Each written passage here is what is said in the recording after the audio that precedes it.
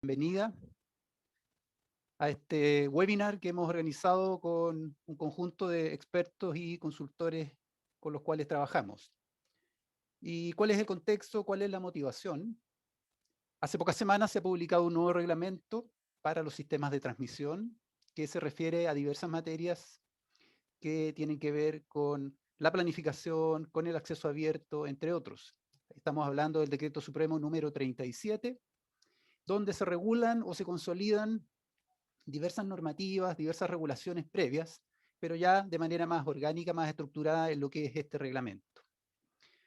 Por eso hemos denominado este webinar como Estrategias y Soluciones de Conexión al Sistema de Transmisión, el cual pretende profundizar en las principales claves y estrategias para viabilizar la conexión de los proyectos al sistema eléctrico nacional.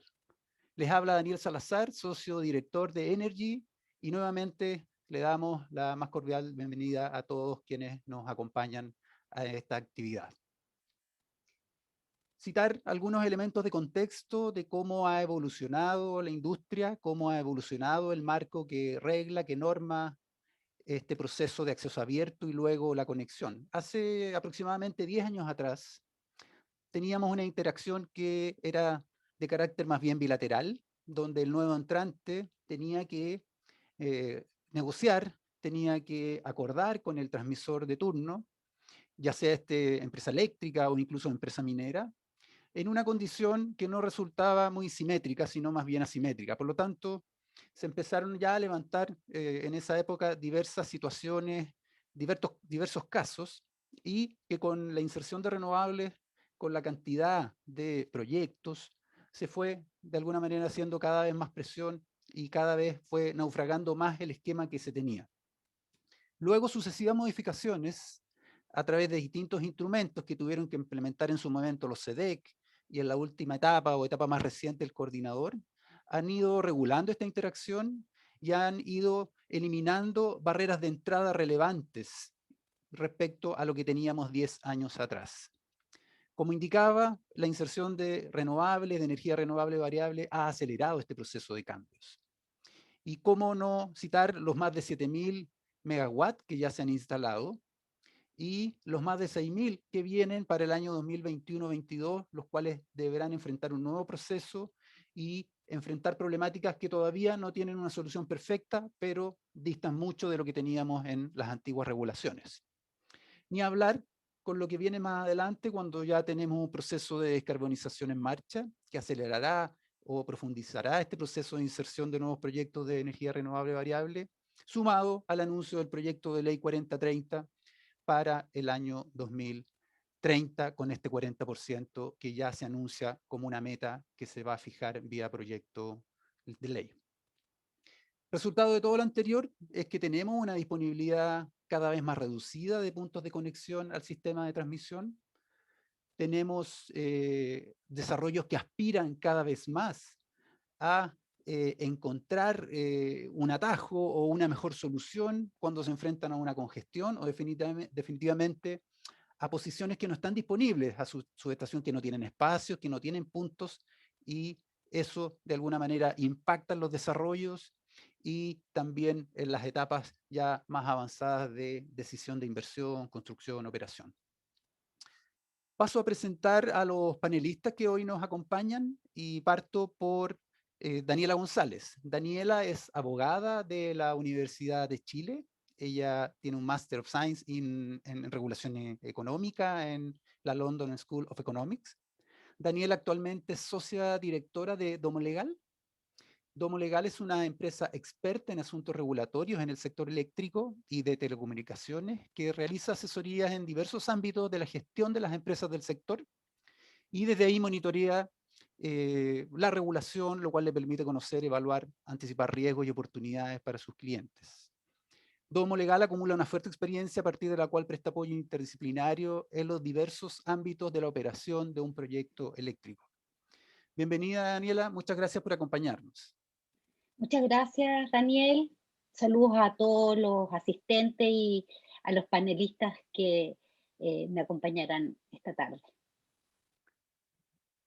Continúo con las presentaciones y me corresponde presentar a Andrés Guzmán. Andrés es ingeniero civil electricista de la Universidad de Santiago de Chile. Él es magíster en regulación y magíster en habilidades directivas en la Universidad Adolfo Ibáñez. Andrés es socio fundador de Austral. Austral es una empresa consultora especializada en el mercado eléctrico chileno, focalizada en los procesos de expansión de la transmisión, acceso abierto a los sistemas de transmisión e interconexión de proyectos a la red. Con un enfoque de asesoría técnica y regulatoria orientada a la detección temprana de riesgos y problemáticas y a la reducción de las mismas para una conclusión exitosa de los proyectos que ellos acompañan. Un gusto saludarte, Andrés. Muchas gracias por acompañarnos. Igualmente, Daniel, buenas tardes. Un gusto saludarte. Muchas gracias por la invitación. Hola, Daniela. Un gusto acompañarte en el panel. Y buenas tardes a todos amigos y amigas que nos acompañan hoy en este webinar, este seminario web. Por último, presentar a Sebastián Campos. Sebastián es ingeniero civil electricista de la Universidad de Chile y magíster en economía energética de la Universidad Técnica Federico Santa María. Sebastián es director de mercado en Energy. Energy es una empresa consultora experta en el mercado eléctrico, con fuerte experiencia en operación, planificación, tarificación y regulación del sector eléctrico, que apoya la interacción de stakeholders públicos y privados, atendiendo clientes en Perú, Chile y en algunos otros países de la región latinoamericana. Muy buenas tardes, Sebastián. Gracias por acompañarnos. Muy buenas tardes, Daniel. Un saludo a Daniela, Andrés por acompañarnos en este webinar y a todos los presentes también. Hay más de 80 participantes, así que muy buenas tardes a todos. Bien, avanzando o entrando un poco más en materia, dar algunas indicaciones respecto al formato que vamos a utilizar. Vamos a tener una ronda de presentaciones de cada uno de los panelistas de aproximadamente 10 minutos. Ellos ahí nos plantearán las principales claves de los tópicos que van a presentar. Y posteriormente se abordarán algunas temáticas más transversales, generando un diálogo y una conversación respecto de ellas. En paralelo con eso, los invitamos desde ya a utilizar los botones que tienen ustedes en la sección inferior, tanto el de preguntas y respuestas como el chat, el que ustedes prefieran. Y ahí nosotros vamos a estar recogiendo las consultas y los temas que ustedes quieran abordar y que quieran plantear. Por lo tanto, los invito desde ya a ser usuarios activos para darle más interacción y una buena dinámica a esta actividad. En primer término, así está estructurada la agenda. Tenemos a Sebastián Campos, quien abordará las temáticas relacionadas con el acceso abierto. A continuación, Andrés Guzmán se referirá a los tópicos de planificación. Y para finalizar, Daniela González abordará algunas problemáticas y desafíos que ella identifica en la regulación y en los procesos actuales. Ese será el orden de las presentaciones. Por lo tanto, sin más, vamos con la primera presentación que está programada y el micrófono y la pantalla es de Sebastián Campos. Adelante, Sebastián, por favor. Muchas gracias, Daniel. Muchas gracias por la presentación también. Bueno, vuelvo a saludar a todos los presentes. Gracias por la convocatoria, por la participación. Esperamos, ¿no es cierto?, como decía Daniel también, estamos abiertos, ¿no es cierto?, a recibir todas las preguntas, usar los dos canales, ¿no es cierto?, tanto el chat como el Q&A. Estamos disponibles y al final de las presentaciones vamos a estar disponibles para responder todas aquellas dudas que vayan saliendo. Vamos a partir entonces por el primer tópico de este reglamento nuevo que sale de la planificación de la transmisión, que lleva harto rato ya en tramitación.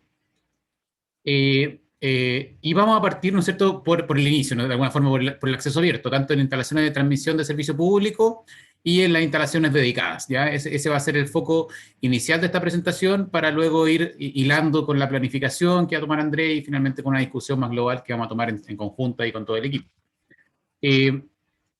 ¿Por qué es interesante partir por el acceso abierto? Porque hagamos un diagnóstico general de lo que hoy día se está revisando y lo que está instalado en la industria hoy en día. Hoy día, si uno revisa, y bueno, está toda esta experiencia, ¿no es cierto?, que se lleva acumulada de estos últimos 4 años en que este régimen está vigente, es que a la fecha existe un alto volumen de solicitudes de acceso abierto que están en tramitación por parte del coordinador. Ahí a la derecha de sus pantallas tenemos la estadística actual, hay más de, ¿no es cierto?, hay aproximadamente unas 600, 700 solicitudes que están en curso, algunas aprobadas, otras rechazadas, otras desistidas, pero es un volumen muy, muy importante de solicitudes, lo que ha implicado, ¿no es cierto?, una gestión bastante activa por parte de la industria en buscar tanto puntos de conexión, en buscar alternativas de transmisión que permitan evacuar el proyecto, y eso ha generado un estrés sobre el sistema que actualmente había que, de alguna forma, ordenar y ubicar. En ese sentido, y porque también aparece dentro de este diagnóstico global, ¿no es cierto?, es que los niveles de requerimientos para el ingreso de una tramitación de una solicitud son relativamente bajos. Uno podría hacer un juicio aquí en este caso de que se requiere una ingeniería bastante conceptual, y en muchas ocasiones eso genera que los desarrolladores en una etapa muy temprana, ¿no es cierto?, los desarrollos de proyectos en una etapa muy temprana requieran solicitudes de acceso donde aún hay una cuota de incertidumbre. Y esa cuota de incertidumbre, si bien el punto de conexión permite, ¿no es cierto?, avanzar, permite tener un mayor estándar, ¿no es cierto?, o una mayor certeza de dónde conectarse, también genera una incertidumbre para el resto de las instalaciones y para el resto del desarrollo del sistema, tanto vigentes como los existentes. Además, los tiempos de tramitación asociados a estos altos volúmenes son relativamente altos. Tenemos aproximadamente, en un promedio, 12 meses de tramitación entre que una solicitud ingresa al coordinador hasta que se aprueba al final de su curso. Y en algunos casos, esto hemos visto que se ha superado, tenemos 14, 15 meses en algunos casos, y por lo más bajo que hemos visto, de repente aparecen, ¿no es cierto?, 10, 9 meses en algunos casos que tienen una tramitación más express. Esto conlleva un problema global que se ha visto que se dificulta la proyección del uso real del sistema de transmisión al momento de analizar las capacidades, los niveles de congestión que van en el sistema, cómo planificar la red de manera adecuada, el tener, ¿no es cierto?, la cantidad de proyectos que hoy día están vigentes, que están ingresados al sistema, permite o evita tener certezas y de alguna manera disminuir los riesgos de los proyectos. Y por otro lado, un punto final del diagnóstico global que uno ve de este régimen, es que a la fecha prácticamente todos los espacios disponibles en el sistema de transmisión, si uno piensa sobre todo en los primeros planes de expansión con el nuevo régimen, 2017, 2018, abrieron un espacio de varios espacios y plataformas disponibles, construidas ya, y eso se fue copando, se fueron utilizando los espacios disponibles, y a la fecha los proyectos que ya no fueron capaces de capturar esos puntos han tenido que impulsar su conexión vía el artículo 102, vía esta tramitación de obra urgente, que de alguna manera también viene a regular un poco este nuevo reglamento. Entonces, ese es nuestro diagnóstico general a nivel de industria. Yo creo que está bastante generalizado también, y tanto las empresas actuales, los nuevos agentes que vienen entrando, yo creo que tienen conocimiento de lo que está pasando. Entonces, es una buena noticia, ¿no es cierto?, el hecho de que el nuevo reglamento venga a regular y un poquito a darle más certezas también a los distintos actores en el plazo. Busquemos un poquito cuáles son las principales diferencias entonces con lo que hay hoy día y con aquellas modificaciones que se instauraron en el reglamento. Este es el proceso de forma general. Por supuesto que puede tener algunas vueltas adicionales a esto, pero esto es lo que está regulado de algún punto de vista en el reglamento. Bueno, una vez que se ingresa una solicitud de acceso abierto, el coordinador tiene un plazo de 10 días para hacer su admisibilidad. Aquí de inmediato aparece un primer revés, ¿no es cierto? Puede indicar si está aprobada o rechazar la solicitud, como se ha hecho hasta hoy en día. Y en ese ingreso, aparte de los antecedentes de la conexión, que es lo que típicamente se ha ingresado, se ingresan dos componentes adicionales: una declaración jurada, que tiene por objeto asegurar que el incumbente va a utilizar ese punto y lo quiere utilizar para su desarrollo de su proyecto, para un proyecto real. Aparece un punto real que parece que no se está hablando del acaparamiento de los puntos, y por lo tanto eso viene acompañado de esta declaración jurada, y adicionalmente una garantía por los costos de conexión. Posteriormente, bueno, a los 20 días desde la admisibilidad, es decir, esto se acorta ya, por lo general estos procesos de repente veíamos que tardaban entre 2 a 3 meses en aparecer las primeras solicitudes de estudio. Aparece esta solicitud de estudio adicional a los 20 días, es decir, un mes aproximadamente después de que aparece la admisibilidad. Y los tiempos de ejecución de los estudios, acá también se reducen los tiempos. Actualmente el coordinador estaba dando 3 meses para hacer usar los estudios y lo reduce a un plazo máximo de 2 meses, con solo una prórroga de 1 mes adicional. Por lo tanto, ahí también tenemos una disminución de los periodos de ejecución del proceso. Finalmente, una vez que ya están los estudios, tenemos una audiencia entre las partes interesadas, los 20 días, donde se ingresan, ¿no es cierto?, observaciones, sugerencias al proceso. Se deja claro que si alguien no se presenta a esta audiencia se puede rechazar la solicitud, por lo tanto da una especie de seriedad, de seguimiento al proceso de que la empresa efectivamente está interesada, con lo cual finalmente se emite, y esto ya es más parecido a lo que hay hoy día, ¿no es cierto?, el informe de conexión preliminar. En el proceso interno, adicionalmente, aparece una componente que uno también podría distinguir, que no se observan procesos dentro del plazo reglamentado, ¿no es cierto?, de consulta a los estudios y antecedentes adicionales que solicita el coordinador. Por lo tanto, se entendería que cualquier solicitud adicional o cualquier extra debería estar contenido de este proceso. Por lo tanto, los tiempos de respuesta, tanto de los interesados como del coordinador, van a tener que ser relativamente cortos para poder dar cumplimiento con los días que está estableciendo el reglamento. Finalmente, bueno, tenemos las observaciones de los interesados y con lo cual sale el informe de conexión definitivo, el que por supuesto puede ser remitido al panel de expertos.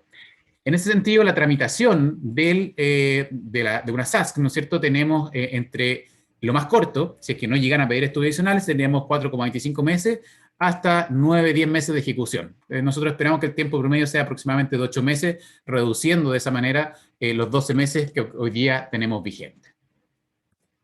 Desde el punto de vista de la transmisión dedicada, tenemos, bueno, el proceso es bastante similar, a excepción de la solicitud de estudio. También se abre el proceso, podemos identificar, ¿no es cierto?, en este punto, acá, ¿no es cierto?, en la audiencia, también se abre el proceso para solicitar estudios complementarios, cosa que hoy día no se realizaba tanto, y el coordinador es el que definía, ¿no es cierto?, la capacidad técnica disponible, pero en términos de plazos, efectivamente tenemos plazos similares, ¿no es cierto?, los 10 días, 20 días para la audiencia, 20 días desde la última audiencia para el informe de capacidad técnica disponible, y luego, por supuesto, los informes definitivos, donde estimamos que los tiempos de tramitación podrían fluir entre los 4 a 8,25 meses, estimando un proceso similar. Nosotros no creemos que este proceso pueda ser un poco más rápido, porque siempre hay hartas vueltas, de 8 meses.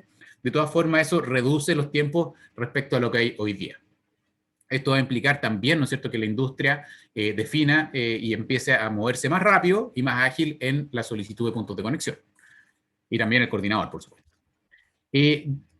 Algunos temas importantes que aparecen en el reglamento. Aparece el orden de prelación en las instalaciones de servicio público, ¿ya? Y adicionalmente, existe, ¿no es cierto?, se define un plazo de 10 días posterior a la revocación de un permiso para que los interesados puedan manifestar el interés.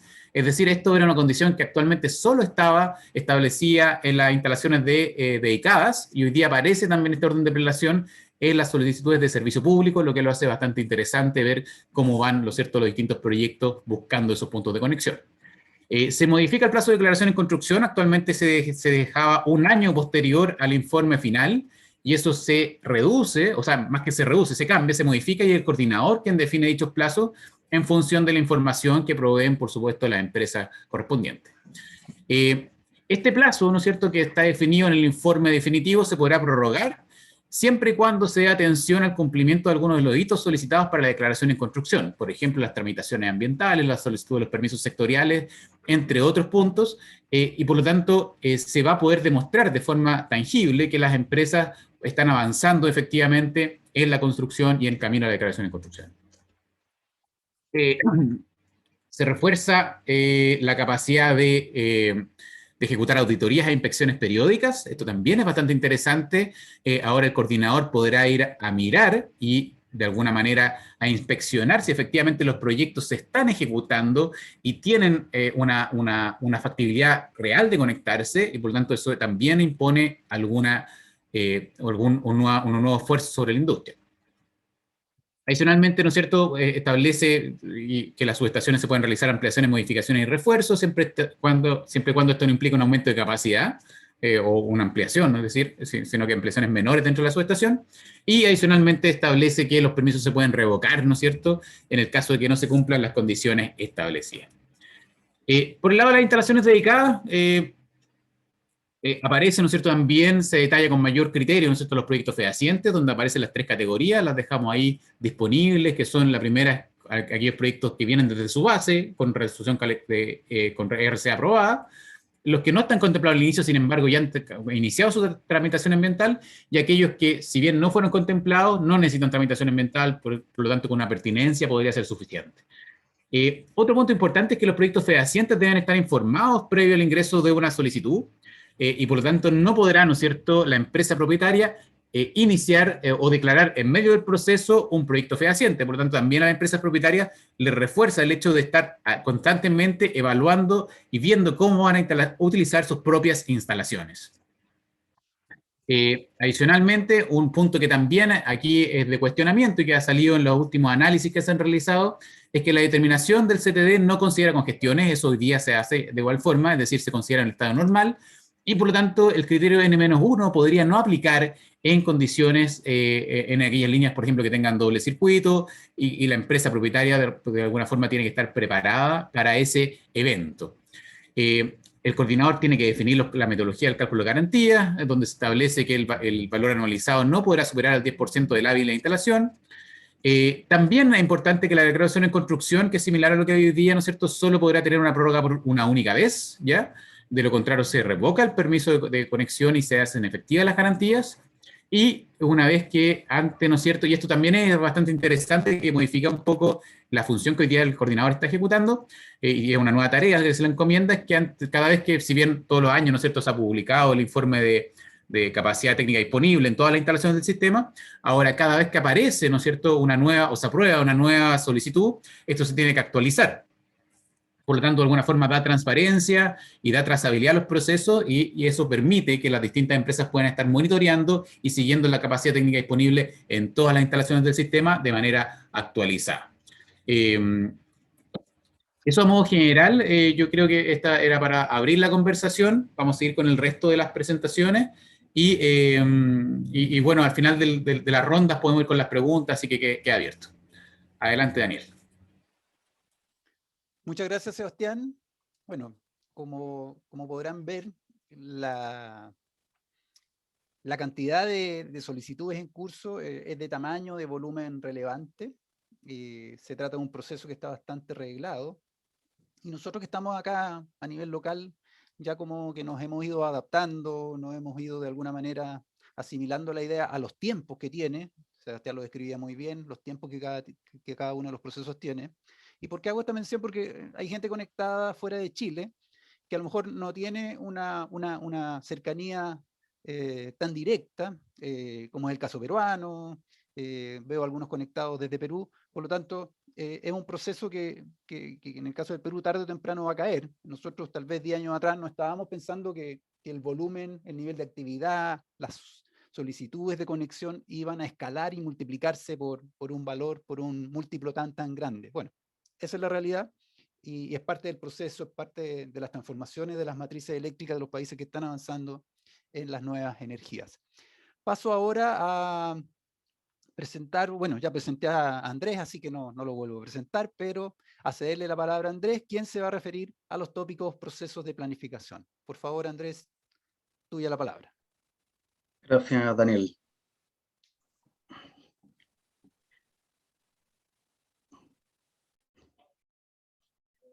Ya, Daniel, voy a partir con la pregunta típica de las reuniones web. ¿Se ve? Se ve perfecto y se escucha claro. Muchas gracias. Bueno, buenas tardes nuevamente a todos los amigos, amigas que nos acompañan en este seminario.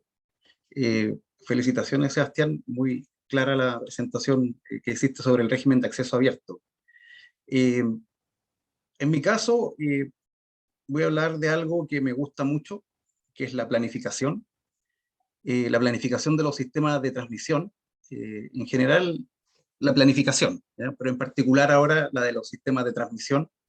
Y más particularmente respecto a aquello de planificación de transmisión que trae el reglamento que tanto esperamos, que se tramitó harto, como dijo Sebastián, y que muchos hacíamos seguimiento para ver cuándo caía, ¿ya?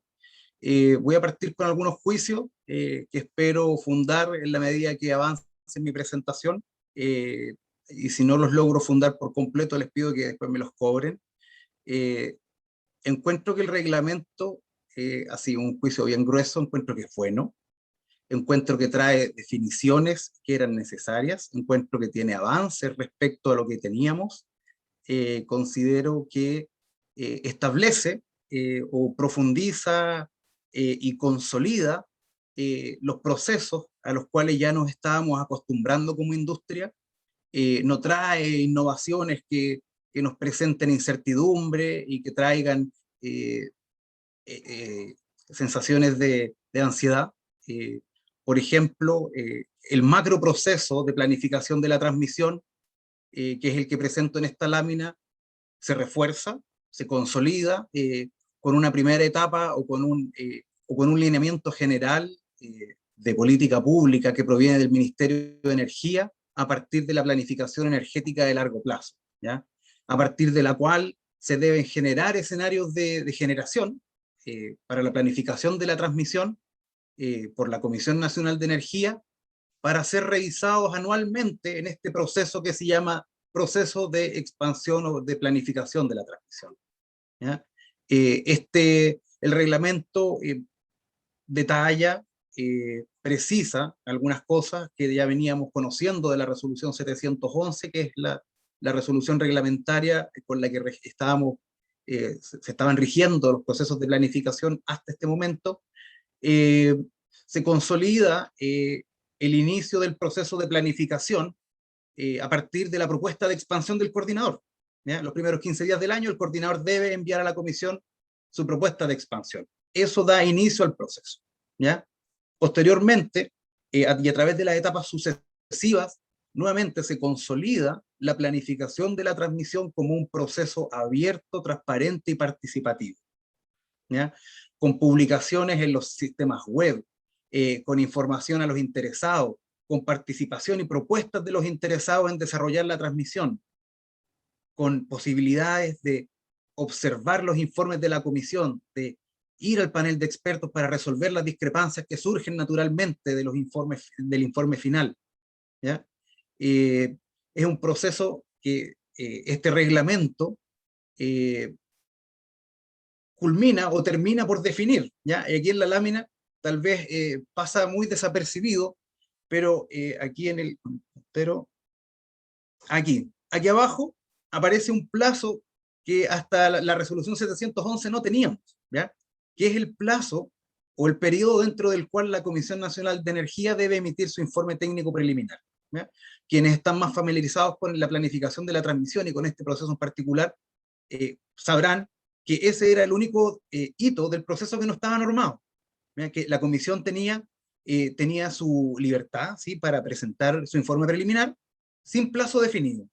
Bueno, ahora el reglamento lo define y establece que este informe preliminar de la Comisión Nacional de Energía debe ser publicado en el tercer trimestre del año, ¿ya? O sea, esto para mí es un tremendo aporte, ¿ya? Porque una de las dudas, una de las consultas, de las inquietudes que en general me presentan mis clientes es, hagamos la carta GAN, metamos este proceso en primavera, en el proyecto, ¿cuánto se demora? No, que es como año y medio más o menos. No, ahora está establecido, ¿ya? Entonces, ahora los clientes, los desarrolladores de proyectos van a decir, mira, el proceso de planificación tiene estos hitos, el de acceso abierto tiene estos hitos, dura entre 4, más o menos 8 meses, lo explicó súper bien Sebastián. Luego de eso vienen los procesos de licitación y construcción, ¿ya? Por lo tanto, las empresas desde etapas muy tempranas del desarrollo de sus proyectos pueden poner en paralelo el desarrollo de los proyectos de transmisión, desde etapas muy tempranas como es la planificación. Para mí eso es un tremendo avance, porque reduce la incertidumbre, reduce las brechas entre el mínimo y el máximo, ¿ya? Permite establecer plazos precisos, ¿ya? No al milímetro, como dicen los maestros, pero precisos. Otro avance que trae el reglamento de la planificación, el reglamento de la transmisión, dice relación con la consolidación de la metodología para la planificación de la transmisión, ¿ya? Una metodología que obedece a un análisis de etapas sucesivas y secuenciales, ¿ya?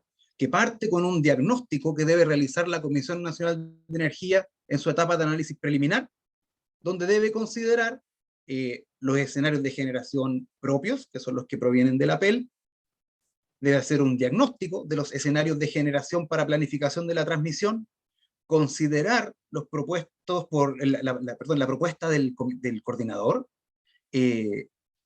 y considerar las propuestas que provengan de los agentes de la industria que están participando del proceso, ¿ya?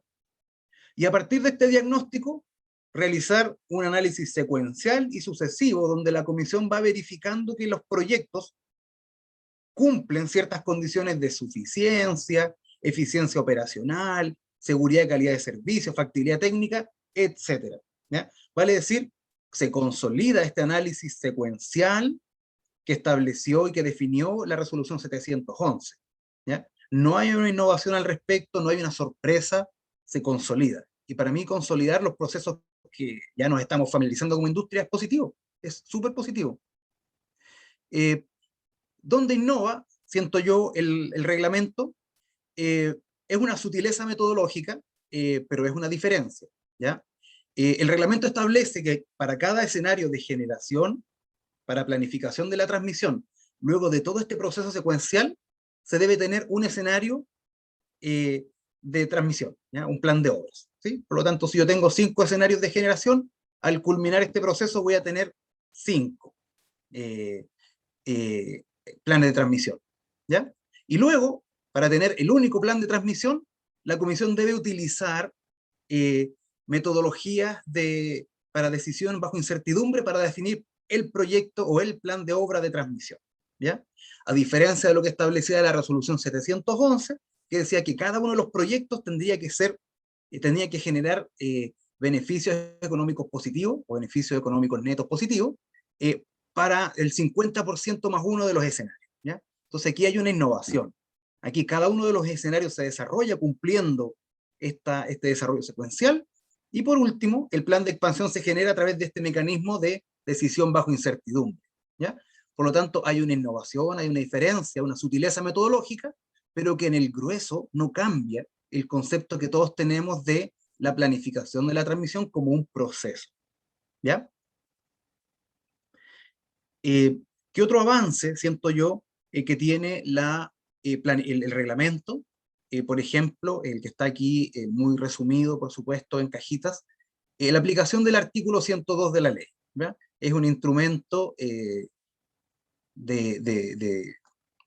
digamos, de aplicación no regular, ¿sí? Es especial, es cuando ocurren ciertas cosas, cuando tú tienes un proyecto que construir o que incorporar al sistema eléctrico de manera urgente, bueno, ahí está este mecanismo de excepción que es la aplicación del artículo 102.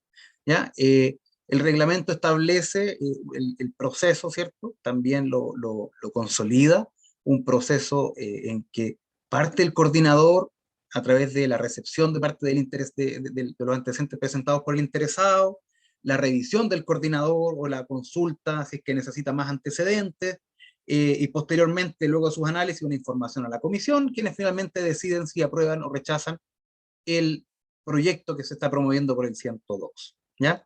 El reglamento establece que si dentro de un periodo, si mal no recuerdo son 15 días, se reciben 202 más o menos en la misma zona para atender los mismos problemas, el coordinador los debe analizar en conjunto, cosa que es positiva, porque todos queremos desarrollo de transmisión eficiente, porque finalmente, como va a la tarifa, no queremos estar cargando la tarifa con proyectos que atienden la misma problemática, ¿ya? Yo considero que eso también es positivo, busca la eficiencia y la busca bien, creo yo, asignándole a una institución con expertise técnica como es el coordinador, la definición y optimización de la mejor solución para este caso, ¿ya? Y posteriormente, bueno, la comisión debe analizar en su mérito cada uno de ellos y en la medida que cumplan los méritos, aprobarlas o rechazarlas, ¿ya? Para finalizar, ese es el fuerte o ese es el grueso de la presentación, la consolidación, ojalá el fundado de mi juicio que dije inicialmente, y finalizar también con una mención honrosa, que si bien no es un proceso que está dibujando el reglamento, es una definición que avanza en lo que ya teníamos, ¿ya? La resolución 711 tenía un artículo que hablaba de los polos de desarrollo. Hoy día el reglamento tiene 4, ¿ya? Y más allá de la cantidad de artículos dedicados, y más allá de las letras que están dedicadas hasta al tema de los polos de desarrollo, creo yo que el reglamento avanza porque establece los polos de desarrollo como un mecanismo para destrabar conexiones que tienen ciertas problemáticas, ¿ya? Establece un mecanismo que hay que ver cómo industria lo operacionalizamos, lo dije bien, y hacemos de este mecanismo una herramienta efectiva para la asociatividad de proyectos, ¿ya? Que es otra de las problemáticas con las cuales me he enfrentado en el mundo privado, por así decirlo, ¿ya? Dos proyectos de generación que quieren acceder al mismo punto de conexión. ¿Cómo podemos, el competidor y yo, acceder juntos a este punto de conexión? ¿Ya? Y si llega un tercero y hay solo un espacio disponible en la subestación, creo yo que estos 4 artículos que el reglamento desarrolla son una herramienta importantísima y fundamental para destrabar ese tipo de problemáticas. Muchas gracias. Gracias, Daniel. Muchas gracias, Andrés. Gracias por tu optimismo, positivismo.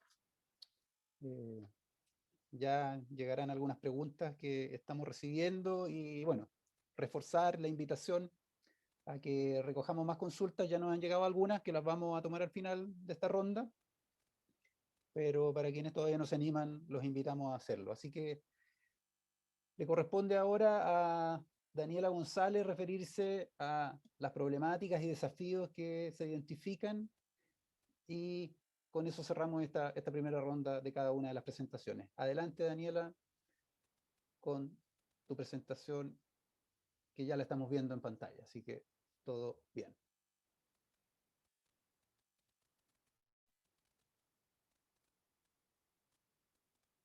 No estás con micrófono, Daniela, por favor. Ahora sí. Ahora sí. Lo que en esta sección quiero proponer es una conversación. Voy a dar un contexto y un diagnóstico o una opinión personal respecto de cómo la regulación ha permitido alcanzar o es coherente con los objetivos que se plantearon al tramitar la ley 20.936, y le voy a pedir a mis compañeros panelistas, Andrés y a Sebastián, que me ayuden a discutir ciertos temas que he identificado que pueden ser problemáticas o desafíos que la regulación aún presenta. Sin más rodeos, me gustaría que recordáramos que la ley 20.936, ¿no es cierto?, vino a hacerse cargo, entre otras materias, de un diagnóstico bastante compartido respecto de algunos aspectos deficientes en nuestra regulación en el ámbito de la transmisión. En particular en materia de acceso abierto había bastante consenso en la industria y en la academia, y que si bien la ley Corta 1 había introducido la garantía y el régimen de acceso abierto, esta no había operado de manera eficiente, y subsistían todavía diversas controversias respecto de cómo acceder efectivamente a los puntos de conexión, cómo resolver los costos de conexión, las responsabilidades sobre las adecuaciones, refuerzos y modificaciones que podría dar lugar una conexión, la forma de calcular y la responsabilidad de calcular la capacidad técnica de un sistema de transmisión, entre otros aspectos. El proyecto de ley, la ley 20.936, viene a establecer un régimen de acceso abierto robustecido, dotándolo de algo que es muy relevante, y es de mecanismo de implementación de lo que antes era un principio de la operación coordinada, ¿no es cierto? Hablábamos de la garantía del acceso abierto, pero no había una forma de operacionalizar esta garantía, y la ley 20.936 avanzó sustantivamente en eso. Para mí el resultado, y luego de 5 años de la dictación de esa ley, el resultado ha sido positivo. Nos encontramos con procedimientos estructurados, regulados, previsibles, y eso es muy relevante para los desarrolladores y las empresas de generación que están expandiendo su cartera, porque uno de los elementos que baja los riesgos regulatorios es la previsibilidad. Y acá nos encontramos con un procedimiento que puede ser, que nosotros podemos considerar bueno o regular. Yo en lo personal creo que es suficiente para los objetivos que la ley establece, pero lo fundamental es que es un procedimiento estructurado y predecible. A la fecha, de acuerdo a la información del coordinador, se han presentado desde el año 2017 más de 820 solicitudes. Solo 9 controversias en todo este tiempo han llegado al panel de expertos, de las cuales solo 4 han tenido relación con decisiones que ha tomado el coordinador en la aplicación del régimen de acceso abierto, lo que constituye una baja, a mi juicio, controversia o nivel de controversia en este aspecto. En el ámbito de la planificación y desarrollo de la transmisión probablemente es donde se presentan más desafíos. Hay un creciente diagnóstico de la industria de que algo no está funcionando todo lo bien que la actual realidad y necesidades de nuestro país en un marco de descarbonización acelerada y de creciente incorporación de las energías renovables a nuestra matriz, no está respondiendo con la rapidez que se requiere.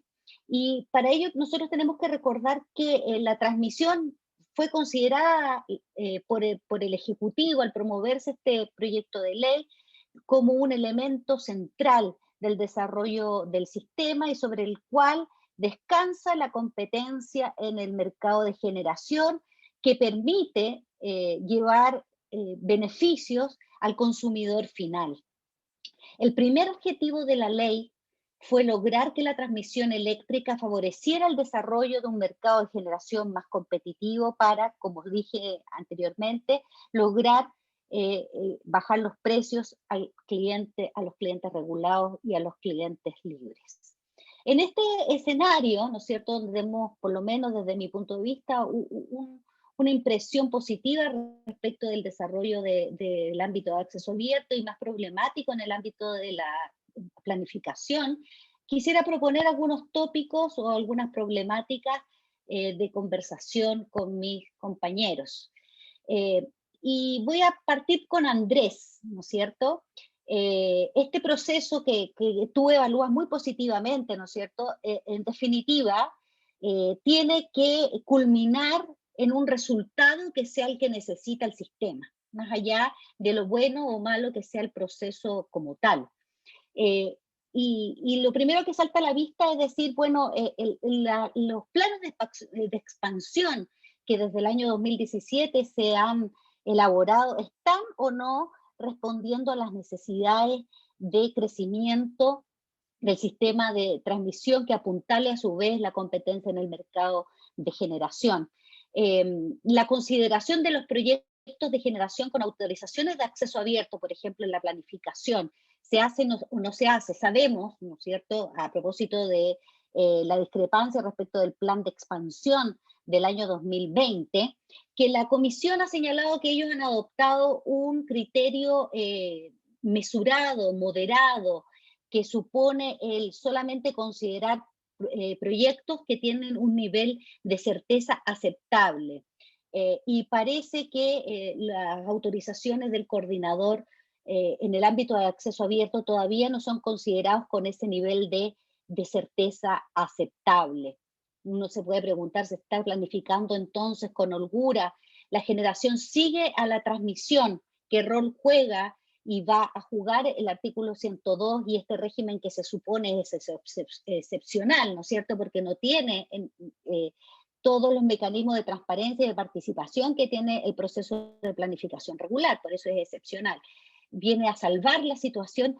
Este decreto, el reglamento, introduce elementos que permiten apuntalar la certeza de los proyectos que cuentan con autorizaciones en el ámbito de acceso abierto. ¿Cuál es tu opinión, Andrés?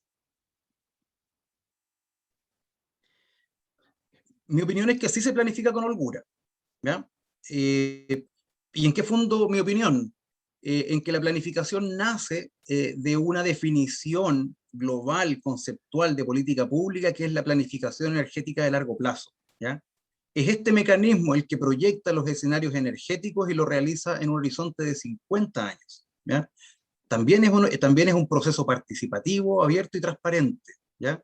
Por lo tanto, los escenarios de generación para la planificación de la transmisión reciben un input de una proyección a 50 años, ¿ya? Posteriormente tenemos que la planificación de la transmisión se tiene que planificar en un horizonte no menor a 20 años. Por lo tanto, las soluciones, el plan de obra de transmisión que resulta del proceso de planificación debe ser suficiente para estos 20 años, ¿ya?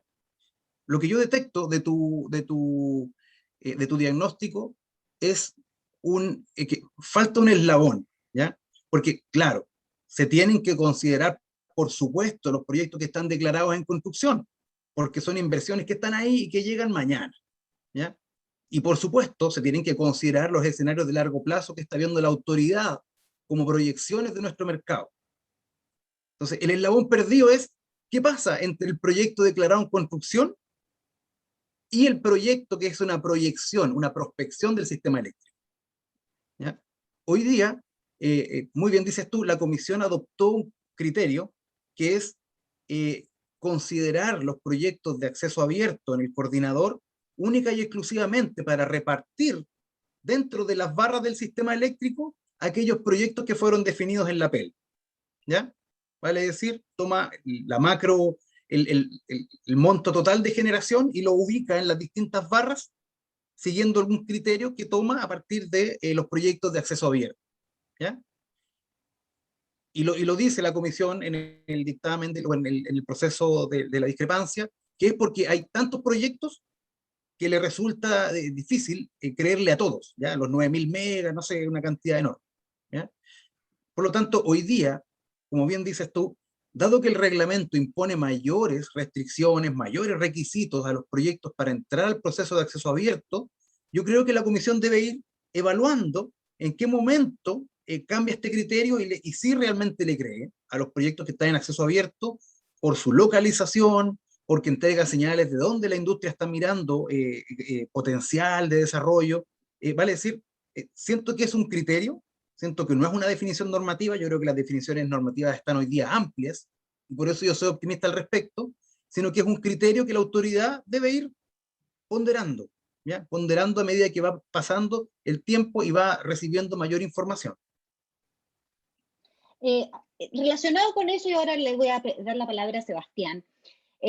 Sabemos entonces que los procesos de acceso abierto, lejos de hacer una barrera de entrada al sistema, han probado que van de la mano con el desarrollo de la generación. Y uno podría plantearse quizás que en una etapa previa a este reglamento, dado que no se operacionalizaron las garantías, que no existía un real seguimiento al cumplimiento de los plazos que se declaraban en el procedimiento, en el proceso, podría existir un riesgo de acaparamiento. Este reglamento habla por primera vez del acaparamiento y pide una declaración jurada, también operacionaliza las garantías y establece, si bien establece que el coordinador debe señalar el plazo de declaración en construcción, sí le impone al coordinador o explicita las facultades generales que tiene el coordinador, que siempre las ha tenido, de realizar auditorías e inspecciones para el seguimiento de los avances del proyecto. ¿Tú ves que existe riesgo de acaparamiento en el sector? Gracias, Daniela, por la pregunta, súper interesante. Podríamos hablar que han existido dos fases en el acceso abierto, ¿no es cierto? Podríamos partir por la fase inicial, en la que efectivamente no podemos hablar de acaparamiento por sí solo, ¿no es cierto? Porque es válido que cada uno de los inversionistas quieran desarrollar sus proyectos y buscar los mejores puntos de conexión, pero de alguna forma la estrategia que se optó fue que, como mencionaba en la presentación, los primeros planes de expansión dejaron muchos espacios disponibles con plataformas y barras construidas, que es lo que se anda buscando, y eso permitió, de alguna forma, que se copara, y uno lo ve en la cantidad de solicitudes que hoy día hay en curso, ese hecho, ¿ya? De alguna forma, la gran cantidad de solicitudes también ha impedido que el coordinador, de alguna manera, esté muy encima, y como tú bien mencionabas, Daniela, si bien siempre ha tenido la facultad de auditar, siempre ha tenido la facultad de ir a inspeccionar qué está sucediendo con las instalaciones actuales, efectivamente eso ha sido una práctica que no ha sido común y no se ha visto en la industria en los últimos años. Entonces, yo creo que probablemente un hecho importante va a ser qué va a pasar cuando esta gran cantidad de solicitudes que hoy día está en curso, obtenga sus solicitudes, sus informes definitivos, y en base a eso se pueda empezar a auditar, se puede empezar a inspeccionar, se puede empezar a ir a solicitar el estado de avance de cada una de estas solicitudes, y con lo anterior la industria va a poder solicitar y hacer presión, es decir, sobre que los proyectos que efectivamente están avanzando sean los que tengan los puntos de conexión y no otros que efectivamente podrían estar ahí en el limbo. Entonces, eso genera una presión en la industria, como mencionaba, le va a generar una presión al coordinador, que también la industria le va a imponer de ir a mirar, ir a inspeccionar, ir a mirar, ir a auditar, y con eso esperamos que este riesgo de acaparamiento baje y efectivamente los puntos que están solicitando, los proyectos que están solicitando punto de conexión, sean los que efectivamente se van a construir, se generen mayores certezas, y con eso también, relacionado a la pregunta anterior, se pueda planificar de alguna mejor manera de estructurar el futuro, ¿no es cierto?, del sistema de transmisión. Esa es mi opinión personal. Yo creo que de esa forma se podría amortiguar. No sé, Daniela, si lo ve igual, o Andrés, si quieren ahí dar su mirada también. A los asistentes les comento que aprovechamos de proyectar algunos elementos regulatorios del reglamento que son especialmente pertinentes para la problemática que estamos abordando. Para terminar, y rápido porque el tiempo se nos está yendo, hay un tema que por lo menos a mi juicio, es bien crítico de abordar de alguna manera, de analizar, y es la expansión del sistema zonal para proyectos de generación. Se ha ido asentando, ¿no es cierto?, un criterio que no es posible incorporar a los planes de expansión obras de ampliación que solo tengan por objetivo permitir la conexión de proyectos de generación. Sin embargo, uno se plantea si eso es coherente con el proceso de transición energética que supone que la mayor descentralización de la oferta. ¿Cómo lo ves tú, Andrés? Andrés, está... Ahí sí, ahí abrí el micrófono. Mira, yo creo que efectivamente si tú estableces una restricción frente a un desarrollo, claramente se genera una traba, ¿ya? O sea, yo creo que detrás del criterio de la Comisión Nacional de Energía hay cierta razonabilidad, ¿ya? Por ejemplo, si uno va al concepto original del plan de expansión, dice, son las obras que buscan minimizar los costos, ¿sí? Que uno habla siempre del costo de operación global, pero también hablan de reducir el precio de suministro, ¿ya? Por lo tanto, en esa ecuación, ¿ya?, cuando uno analiza obras de expansión, generalmente los analiza desde el punto de vista de los costos, ¿ya?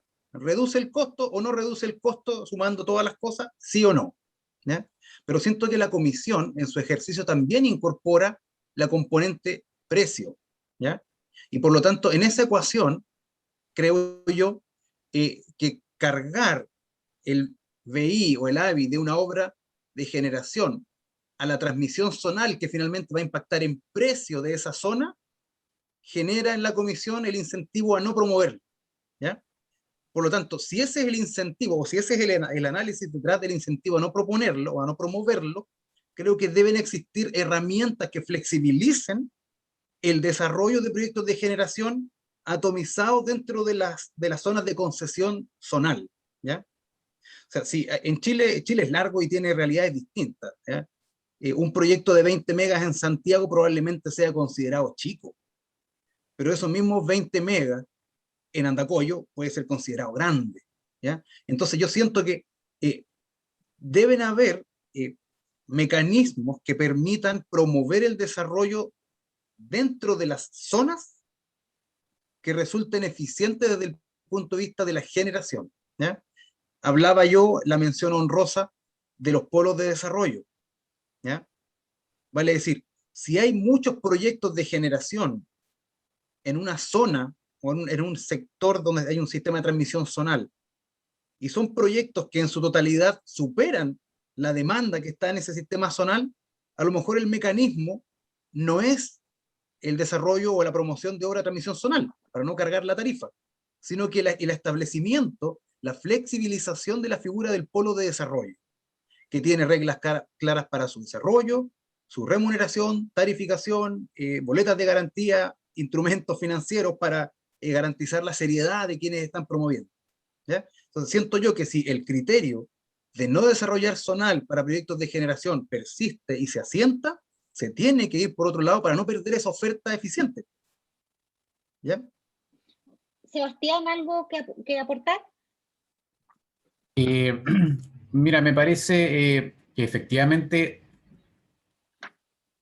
ha sido un tema el tema de la generación zonal. ¿Por qué? Porque yo creo que se debe impulsar y esta atomización, como decía Andrés, ¿no es cierto?, de los proyectos y que empiezan a aparecer en zonas. La figura del polo de desarrollo es bastante interesante. Aparece una figura también bastante interesante que estábamos analizando respecto al 102, en el que pueden ingresar 102 de manera conjunta varias empresas, ya si se le ingresan a un periodo muy corto, dentro de los primeros 10 días que se ingresa un 102, podría eventualmente generarse una especie de asociatividad entre las distintas empresas y generar de esta manera, por ejemplo, una estrategia de fomentar un polo de desarrollo localizado que pueda cursar, ¿no es cierto?, a través de la aplicación del 102.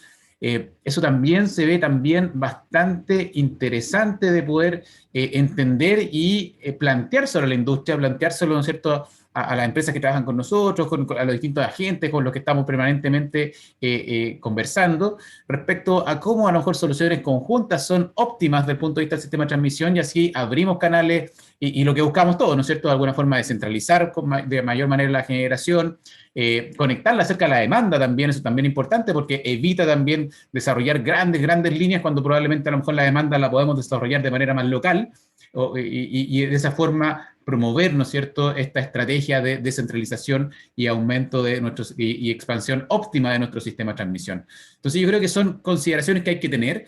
Se dan ciertas herramientas que aparecen en este reglamento, como mencionaba bien, esta herramienta de asociatividad que puede aparecer en el 102, que obliga o fuerza al coordinador un poco a buscar una solución óptima para este grupo de proyectos que presentan en forma conjunta o en zonas muy cercanas, por ejemplo, una solución de expansión vía 102. Y que permite, ¿no es cierto?, justamente esta integración. Así que yo creo que hay herramientas, hay que empezar a descubrirlas, hay que ver cómo aprovecharlas, y también se llama un poquito a la industria, ¿no es cierto?, a buscar estos espacios que sean más óptimos, que nos permitan desarrollar mejor el sistema y de esa manera fluir, ¿no es cierto?, y tener lo que todos nosotros queremos, ¿no es cierto?, descarbonizar la matriz, buscar mayor integración de energías renovables variables y hacer nuestro sistema seguro y económico para tener mejores precios también y hacer más competitivo al país. Yo creo que eso es como a rasgos generales la evaluación de ese tema. Gracias, Sebastián. Te doy la palabra a Daniel. Gracias a todos, y nos quedan pocos minutos, pero yo creo que lo suficiente para repasar las consultas que nos han llegado. Voy a respetar el orden en el cual han sido formuladas y partimos por la primera consulta de Álvaro. Álvaro nos pregunta, o su pregunta está formulada así, dice: el derecho a solicitar acceder a la conexión uso público dedicado, entre paréntesis, de parte de cualquier interesado, pareciera estar reservado exclusivamente al titular del proyecto de la línea eléctrica. Para el propietario de un predio por el cual un titular de proyecto de línea quiere imponer una servidumbre mediante la concesión eléctrica respectiva, ¿cómo podría el propietario solicitarle o exigirle a dicho titular que evalúe y gestione la solicitud, una SUC, capacidad técnica, de acceder mediante acceso abierto a una línea eléctrica construida a poca distancia en el predio? Pone un ejemplo bien específico, una condición bien particular. Sebastián, por favor, si puede atender esa consulta. Sí, mira, estaba tratando de... Pues muchas gracias, Álvaro, por la pregunta. Primero que nada, muy interesante. Yo creo que pone ahí un caso bien particular de análisis. Partir por el inicio, ¿no es cierto? De alguna forma, ¿qué es lo que regula el acceso abierto? Hoy día el acceso abierto está regulando la conexión de proyectos al sistema de transmisión.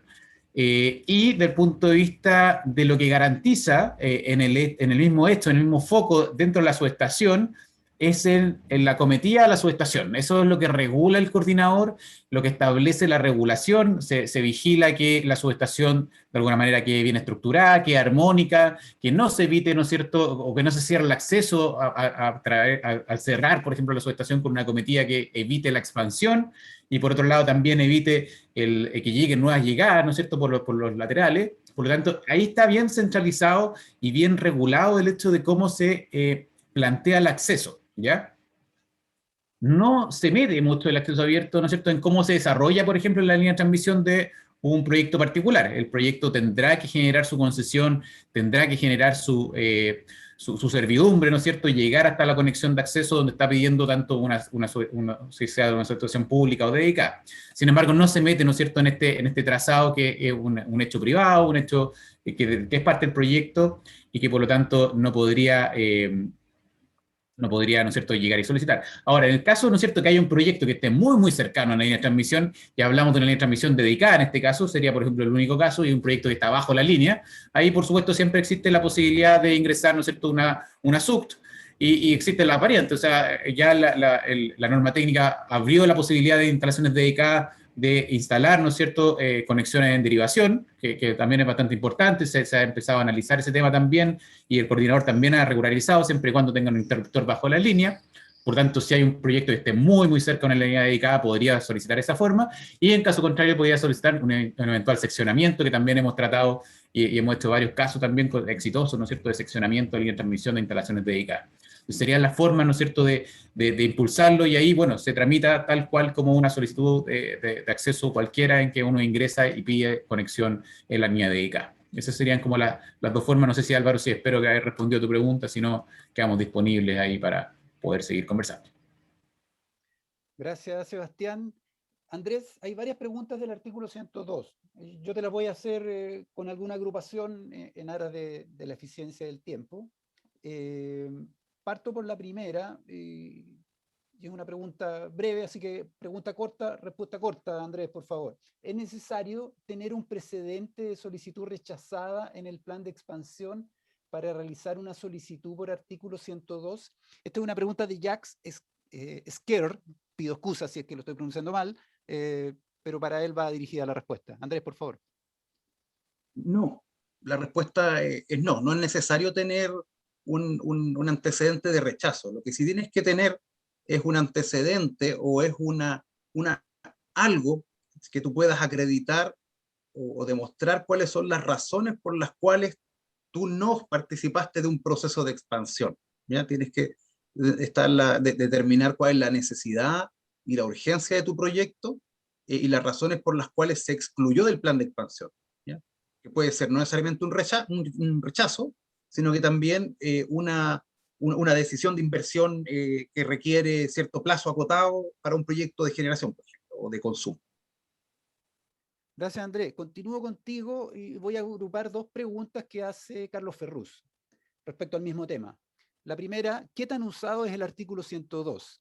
Y la segunda, ¿son muy exigentes las condiciones para aprobación de una conexión vía artículo 102? ¿Qué tan usado? Y si son muy exigentes. Las dos tienen algo de subjetividad, ¿sí? Yo siento, porque les comentaba en la presentación, tengo algo más de planificador, ¿cierto? Por lo tanto, yo esperaría que los proyectos se conecten de forma planificada, ordenada, y no tengan que estar recurriendo a mecanismos de excepción, ¿ya? Por lo tanto, desde mi punto de vista subjetivo, sí, es bastante usada, porque también el sistema, la industria se está acomodando a los nuevos procesos de planificación, a las holguras, a la apertura de nuevos puntos de conexión y nuevas subestaciones, ¿ya? Yo creo que es bastante usado el 102, ¿ya? Y respecto a los requisitos, yo creo que los requisitos que se están solicitando hoy día son razonables, ¿ya? O sea, si tú tienes un proyecto y que lo quieres conectar al sistema de manera urgente, excepcional, y por eso acudes al 102, tienes que ser capaz de demostrar que lo necesitas, que es urgente, que tienes razones fundadas para no presentarlo al plan de expansión porque lo necesitas ahora ya. ¿Sí? Por lo tanto, desde ese punto de vista, creo que no es no son muy exigentes, son razonables desde mi punto de vista. Yo les puedo contar que desde el 2017 a la fecha se han presentado aproximadamente 25, 27, se han autorizado 25, entre 25 y 27 proyectos vía el artículo 102, de los cuales, sin contar algunos que se han desistido. Tomo la pregunta, la última de 102, y con eso te dejo descansar, Andrés, de Santiago Gómez. Santiago nos pregunta, ¿acaso los proyectos que son incluidos en el artículo 102 de la ley pueden ser propuestos en cualquier momento del año o deben ser incluidos en las propuestas hechas por las empresas para el informe técnico preliminar? Entiendo que se refiere al plan de expansión, ¿sí? Sí, señor, pueden ser presentadas en cualquier momento del año, ¿ya? Como mecanismo excepcional, la excepción se genera en cualquier momento y en cualquier momento tú puedes presentarla, ¿ya? Aprovecho de agradecer, Daniel, a las 3 personas que hicieron las preguntas por el 102. Me paso a la pregunta de Óscar Álamos. Daniela, por favor, atender esta pregunta. Nos dice Óscar, cuando la ley habla de acceso abierto a terceros, ¿qué entienden ustedes por estos terceros? Me refiero principalmente al procedimiento que la ley y el reglamento indican para este tipo de conexiones. ¿Una obra que resulte de un plan de expansión se considera tercero a efectos de los procedimientos definidos? Un tercero es, quizás puede parecer bien obvio, pero es alguien distinto del propietario de la instalación. Y por propietario, y eso sí que es bueno considerarlo, el coordinador muy tempranamente entendió que el propietario era más bien el grupo económico y no solamente una persona jurídica con un RUT determinado. O sea, tanto una empresa como sus sociedades relacionadas se han considerado propietarios para los efectos de la aplicación del régimen de acceso abierto de manera general. Específicamente para la declaración de proyectos fehacientes, ahí donde se ha sentado ese criterio. Por lo tanto, todo el que no es propietario es un tercero. Ahora bien, las obras decretadas por los planes de expansión no requieren pasar por los procesos de acceso abierto, si es que estoy entendiendo bien la pregunta de Álvaro. Es decir, no deben hacer este tipo de solicitudes para efectos de su conexión. Gracias, Daniela. Me paso a la pregunta de Diego Altamirano y va dirigida a Andrés. Sobre el tratamiento de los sistemas de almacenamiento en el reglamento y cómo el reglamento establece certezas para promover este tipo de inversiones en transmisión nacional y zonal. Diego quiere saber tu opinión, Andrés. Hola, Diego, gracias por la pregunta. Mira, yo creo que en los temas de almacenamiento el reglamento también genera un tremendo avance, ¿ya? ¿Por qué? Porque da certezas, ¿ya? Hoy día el reglamento establece qué tipos de almacenamientos pueden pasar por el plan de expansión y qué tipos de almacenamientos no pueden pasar por el plan de expansión, ¿ya? Podemos estar de acuerdo con el criterio o no, ¿ya? Pero lo limpió, lo definió regulatoriamente, ¿ya? Ya no se va a generar o no debiera generarse la discusión año a año de si el almacenamiento grande o chico entra a la planificación o no. Eso ya está definido. Y cualquier definición es buena. Se podrá discutir en otras instancias, ya no en el plan de expansión, el criterio de si se incorpora o no se incorpora, ¿ya? Y el reglamento hoy día establece que los almacenamientos de cierto tamaño pueden ser incorporados en los sistemas de transmisión. Establece, si mal no recuerdo, 2 tipos de almacenamiento, los que son intensivos en potencia, y establece unos algoritmos para definir cuándo entra por esa categoría, y los que son intensivos en energía, y tiene otras formulitas, otros guarismos para establecer cuáles son, ¿ya? Y establece además cuáles son los requisitos que debe cumplir el almacenamiento para ser considerado en el plan de transmisión, ¿ya? Por lo tanto, si es que respondo bien a la pregunta, la respuesta es sí. El reglamento establece las condiciones, establece las reglas para que tú puedas promover almacenamientos en el ámbito que el reglamento establece. Gracias, Andrés. Esta es una pregunta que combina el artículo 102 con el proceso de planificación. La formula Claudio Tavilo y dice más o menos así. Se ha visto en los últimos años que se ha incrementado la cantidad de solicitudes de conexión vía artículo 102. ¿Será ese un indicio que la holgura con la que se planifica no es la adecuada? Adicionalmente, en la práctica no se ha visto aún estas holguras.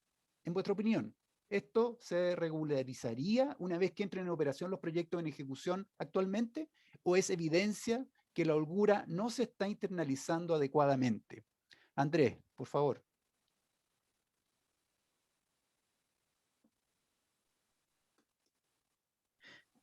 Sí, yo creo que en los temas de holgura, bueno, siempre en todo ámbito es posible hacer más, ¿sí? Yo creo que hoy día los proyectos que están entrando por la vía del 102, ¿ya? Son proyectos que no necesariamente están viendo la transmisión que está siendo planificada desde la ley 20.936. No sé si lo dije bien y se entendió, ¿ya? Los proyectos que están entrando por 102, ¿ya? Son proyectos que necesitan entrar el año 2022, el año 2023, ¿ya? Y por lo tanto están entrando en zonas del sistema eléctrico, ¿ya? El año 2022, 2023 están entrando en zonas del sistema eléctrico en las cuales no han ingresado los proyectos de transmisión que han sido promovidos desde la ley 20.936, ¿ya? Ejemplos son proyectos que se quieren instalar en sistemas zonales que estaban adaptados a la demanda, ¿ya? Los sistemas zonales se están planificando con ciertas holguras desde la promulgación de la ley 20.936, ¿ya? Por lo tanto, no han crecido todavía al alero de esta regulación, ¿ya? Por lo tanto, yo siento que falta un par de años para ver si es que las holguras están siendo apropiadas, ¿ya? Y respecto al sistema de transmisión nacional, yo creo que ya el hecho de tener un sistema en corriente continua da luces de que se están recogiendo las necesidades de holgura del sistema de transmisión, ¿ya? El sistema en corriente continua es una línea de transmisión que va a entrar en 8 años más, 9 años más, ¿ya? O sea, estamos planificando un sistema al futuro que va a permitir el flujo de la energía que se proyecta para 10 años más, ¿te fijas? O sea, yo siento que se están recogiendo ciertas holguras, se ha buscado que estas holguras sean eficientes y no se carguen las tarifas, porque acuérdense el propósito, mínimo costo, pero también abastecer la demanda a mínimo precio, y la transmisión se carga la tarifa. Entonces yo siento que se ha avanzado en las holguras, se han definido obras importantes, pero tal vez podría haber algo más, ¿ya? Y me refiero a ese algo más, el tema de los polos de desarrollo, definir, tal como está por ahí establecido en el reglamento, líneas de transmisión por etapas, ¿ya? Líneas de transmisión por etapas, ¿cierto? Una línea de 500 energizada en 220, pero con un circuito, ¿ya? Cosas así crecedoras, ¿ya? Se pueden hacer cosas de ese estilo. Gracias, Andrés. Y en aras del tiempo vamos a cerrar con las últimas 2 consultas. Tenemos varias más, pero creo que no las vamos a alcanzar a abordar todas. Sebastián, por favor. Carlos Cartó nos pregunta, ¿pueden volver a profundizar en el concepto de prelación de la SASC? No sé si puedes volver a reforzar o enfatizar algunos elementos de esa regla de prelación. No hay problema. Muchas gracias por la pregunta, Carlos.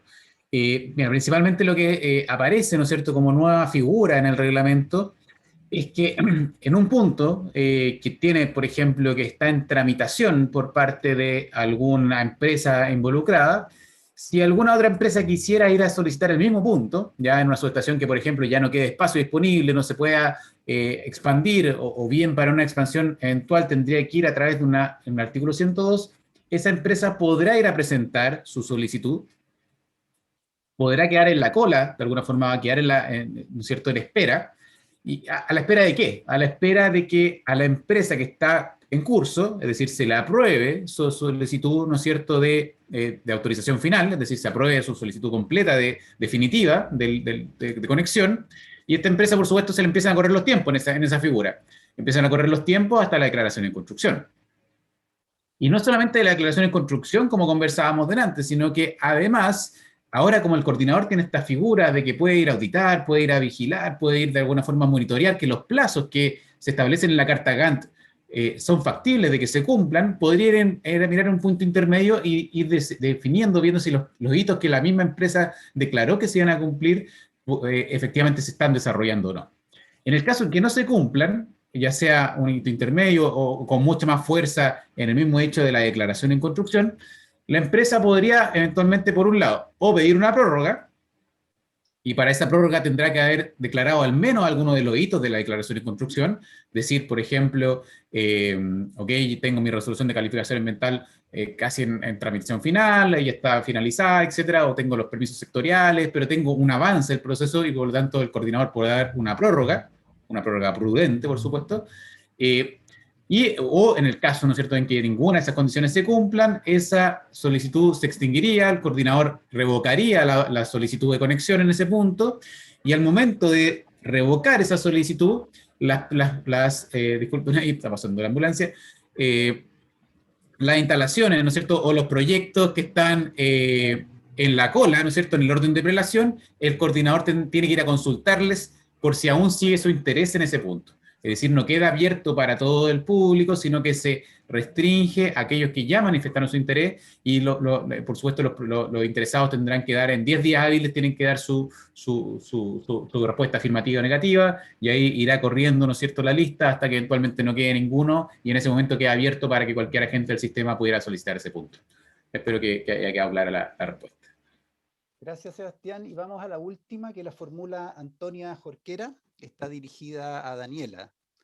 Nos dice Antonia: si las obras de planes de expansión no requieren someterse al procedimiento de acceso abierto para conectarse, ¿cómo se determinan los costos de conexión y su asignación entre el propietario de la instalación y el solicitante?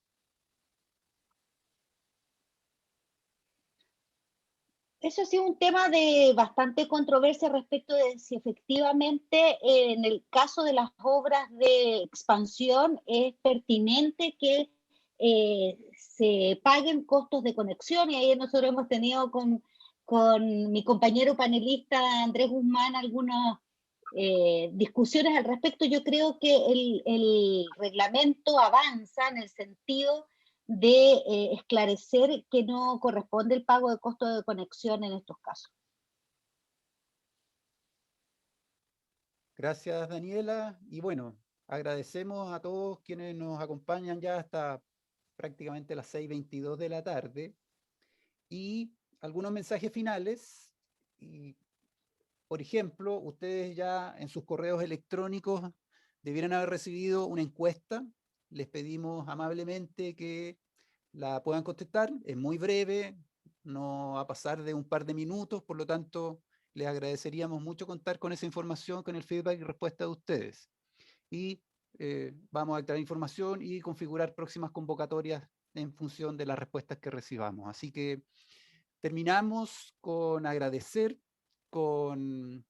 están muy agradecidos, muy reconocidos por la compañía de ustedes, y esperamos vernos en una próxima convocatoria. Muchas gracias, Sebastián, Daniela, Andrés, un gusto y muy buenas tardes para todos. Muchas gracias.